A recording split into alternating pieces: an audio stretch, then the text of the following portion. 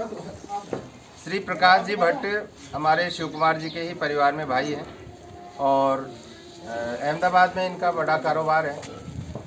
और चूंकि ये बुद्धिजीवी वर्ग से हैं, हमने जल संरक्षण की बात की आपसे, आप बहुत संकेत में ही समझ गए और आपके मन की जो बात आई वो लगभग वही बात है जो हम जिला प्रशासन दौसा की तरफ से नवाचार कर रहे हैं, इनोवेशन कर रहे हैं।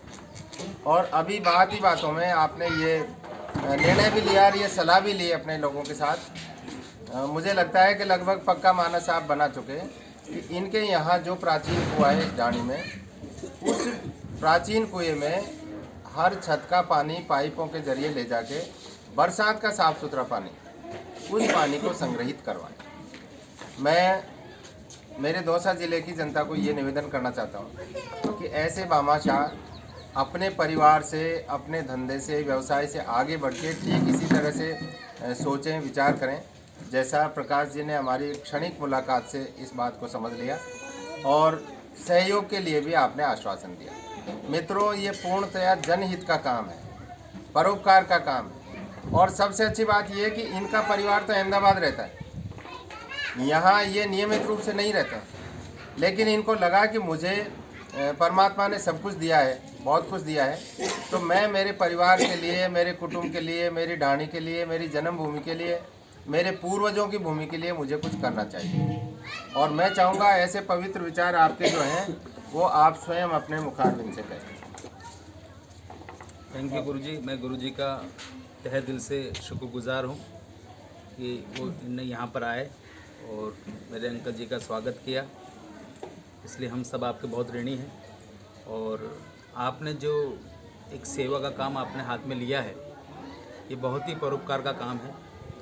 और मैं काफ़ी वर्षों से मैं स्वयं भी इस चीज़ पर विचार करता रहता हूँ, लोगों को बताता भी रहता हूँ कि हमें पानी को,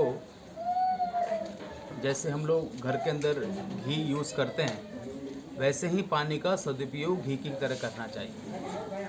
आने वाले कुछ वर्षों में अगर पूरे संसार के अंदर जो भी अगर प्रॉब्लम्स क्रिएट होंगे वो होंगे जल पर, क्योंकि गुरुदेव ने बताया कि आज से जब हमारा भारत आज़ाद हुआ उस समय हमारी जनता 35 करोड़ थी और उस समय भी इतना ही जल था, आज 135 करोड़ है। तो जल का उपयोग बढ़ा है और उसका स्तर घटा है। इसलिए मैं सभी से और पूरे हमारे गुजरात से, पूरे हिंदुस्तान में सभी से, मैं गुरुजी की प्रेरणा से सभी को मैं इस चीज़ के लिए भी प्रेरित करूंगा कि सारे लोग जल का कम से कम उपयोग करें।